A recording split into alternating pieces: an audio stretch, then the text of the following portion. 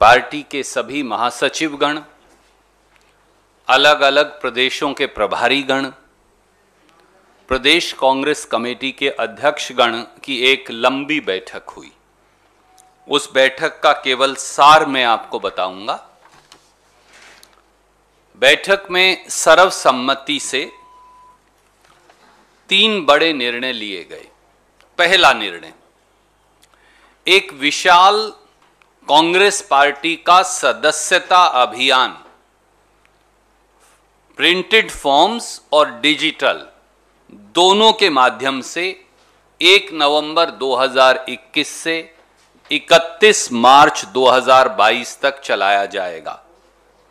ये निर्णय भी लिया गया कि हर वार्ड, हर गांव, हर मोहल्ले के अंदर कांग्रेस के नेतागण कांग्रेस की सदस्यता फॉर्म को लेकर जाएंगे और ज्यादा से ज्यादा जनमानस को कांग्रेस से जोड़ेंगे।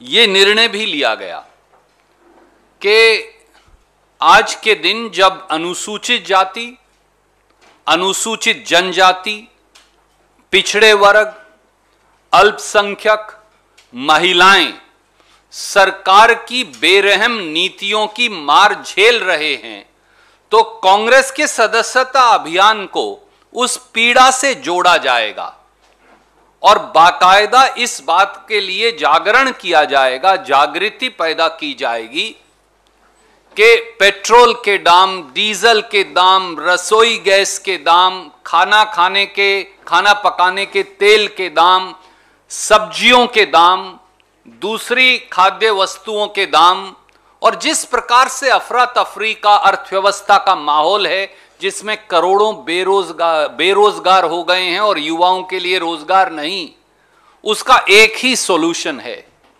एक ही हल है, और वो है कांग्रेस पार्टी के सदस्यता अभियान से जुड़ना। कांग्रेस के सदस्यता अभियान से जुड़िए, कांग्रेस की नीतियों से जुड़िए, भाजपा से निजात दिलवाइए देश को और इसे देश का सबसे बड़ा सदस्यता अभियान बनाइए। दूसरा पहलू, जिस प्रकार का नफरत, बंटवारे और एक दूसरे को लगातार छीछा लेदर करने, वो सोशल मीडिया हो जहां मीडिया के साथियों को भी सही बात कहने से गंदी गालियां दी जाती हैं, वो सामाजिक ताना बाना हो जहां एक हिंदुस्तान के एक बॉलर को उसके धर्म के आधार पर प्रताड़ित किया जाता है, वो आम जनमानस हो, अगर वो मोदी जी या भाजपा की नीति पर सवाल खड़ा कर देगा तो उस पर एफआईआर दर्ज करवा महीनों तक जेल के अंदर ठूस दिया जाता है। एक पूरा जो नफरत का वातावरण है, उस नफरत के वातावरण को जिसमें हिंदुस्तान के संविधान और प्रजातंत्र दोनों पर हमला है, उससे लोहा लेने के लिए एक वैचारिक जंग का ऐलान, एक वैचारिक लड़ाई का ऐलान ट्रेनिंग प्रोग्राम्स के माध्यम से कांग्रेस पार्टी ने करने का निर्णय लिया, जिसमें प्रदेश और देश के सबसे बड़े नेता भी शामिल हों और साधारण से साधारण कार्यकर्ता भी शामिल हो। और तीसरा पहलू था एक व्यापक जमीनी आंदोलन।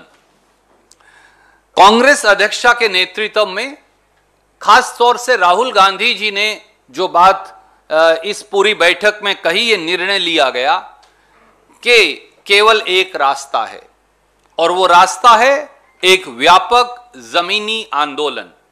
कांग्रेस पार्टी ने उसे जन जागरण अभियान का नाम दिया है, एक नई जागृति जनता में पैदा करने का।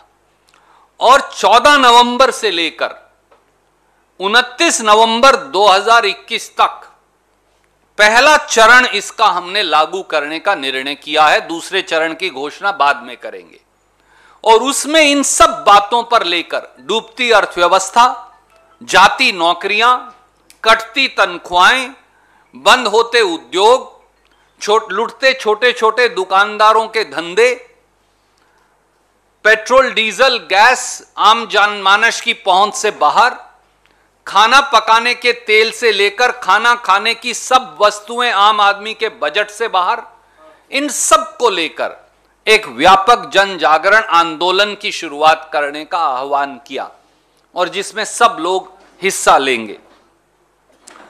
आखिर में कांग्रेस पार्टी की इस विशेष बैठक ने, जिसमें पूरे देश के नुमाइंदे थे, उन्होंने यह स्वीकार किया कि आज भाजपा आरएसएस का नफरत और बंटवारे का एजेंडा जो है, उससे भारत का प्रजातंत्र खतरे में है। मैं फिर दोहराऊंगा, इस बैठक ने यह स्वीकार किया कि भारत का प्रजातंत्र और भारत के संवैधानिक मूल्य, भाजपा आरएसएस ने संविधान पर भी हमला बोला है और प्रजातंत्र पर भी हमला बोला है और भारत मां को जख्म दिए हैं, भारत मां के बच्चों को जख्म दिए हैं जो नासूर बन गए हैं। और इन जख्मों को भरने के लिए जो हमारी भारतीय संस्कृति का वसुधैव कुटुंबकम, जो हमारा पुराना सिद्धांत है प्रेम और भाईचारे का, उसके लिए भी निर्णायक लड़ाई लड़नी पड़ेगी। यह इस बैठक का सार था। Corruption here is writ large, bribery here is nakedly apparent. The constitutional oath of integrity is dead. The accountability to people has been buried 100 feet under the ground by Mr. Sawant, his team, and the Bharatiya Janata Party. And the sad part is, the Prime Minister of India was aware of it, but he decided to shoot the messenger instead of punishing the corrupt. Goa is about to go to polls, led by our in charge, Shri Dinesh Gundu Rao, our PCC and CLP. We will ensure that a government of the corrupt and a government for the corrupt, which is the Goa BJP government, is not only shown the door, but the next Congress government, if the present Prime Minister does not hold an inquiry, will lodge appropriate FIR under the Prevention of Corruption Act and see to it that every single penny looted by the BJP government belonging to Goans is recovered and people are punished. We will also expose them in people's court. The ball today is in Prime Minister's court, and with folded hands we say to you, Mr. Prime Minister, it is your credibility that is at stake.